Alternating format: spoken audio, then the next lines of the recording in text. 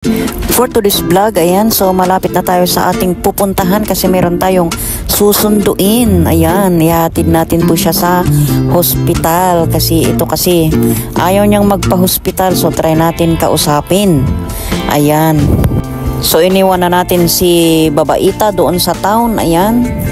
So tayo, dumiretso tayong tatlo pero may kasama tayong isang bago.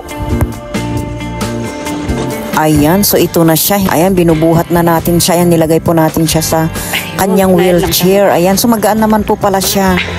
Ayan, so yung daan kasi medyo madulas.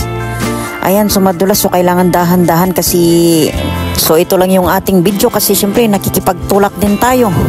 Ayan, so ito lang yung nabidyohan ko sa oras na iyan. Ayan. Okay, so paatras na yung ating kasama para ilagay na natin siya.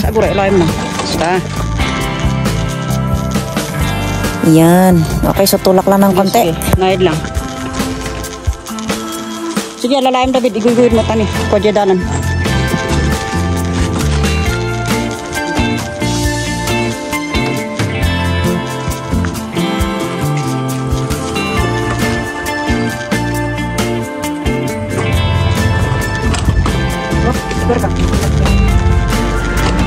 Sige.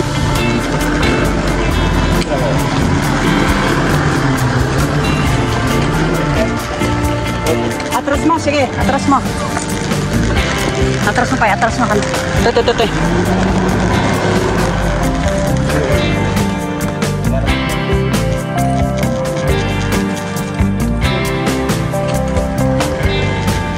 Ya, atras.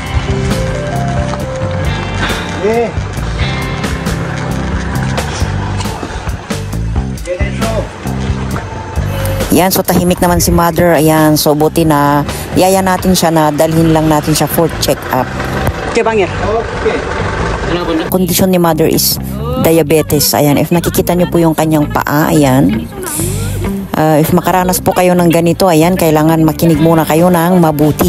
So bali yung kanyang paa is naopera ho yan. Ang problema, ayaw po niyang maibalik sa for check-up sana. So ayan, umitim ulit doon sa dulo yung mga fingers ng kanyang paa. Ayan, so nagganyan na po siya, parang umakyat na po yung lason. Ayan, so ito yung ipapacheck natin siya ulit if ano ang sasabihin ng doktor. Ayan, so bali ako hindi naman po ako expert sa mga ganitong bagay, pero okay, tsaka depende din pala ang uri ng diabetes, may type 1 or type 2. Ngunit ang mga karaniwang sintomas pala nito ay madalas ang pag-ihi, madalas na pagkauhaw, matinding gutom, pagkapagod, malabong paningin, biglang pagbawas ng timbang kasi, at ito pa, pamamanhid o pangingilig ng kamay at paa kasi ayan, parang may tusok-tusok to sa mga paa at kamay niya.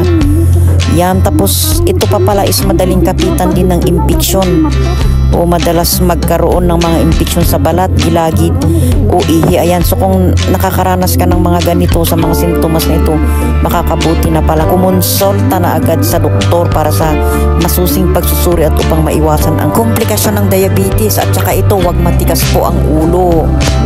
Yan, so siguro inabot na tayo ng 4 na oras. Ayan, so gabi na. Ayan po yung ating mga kasama. Ayan, okay, so umuulan, malakas po ang ulan. So inaantay po natin yung doktor kung ano po yung kanyang sasabihin.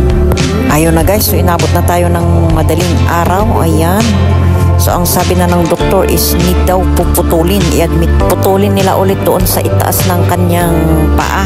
Ayan, para hindi daw kakalat yung lason. Ayan, so base sa doktor, habang mas maaga putulin na daw para hindi kakalat yung lason sa kanyang katawan.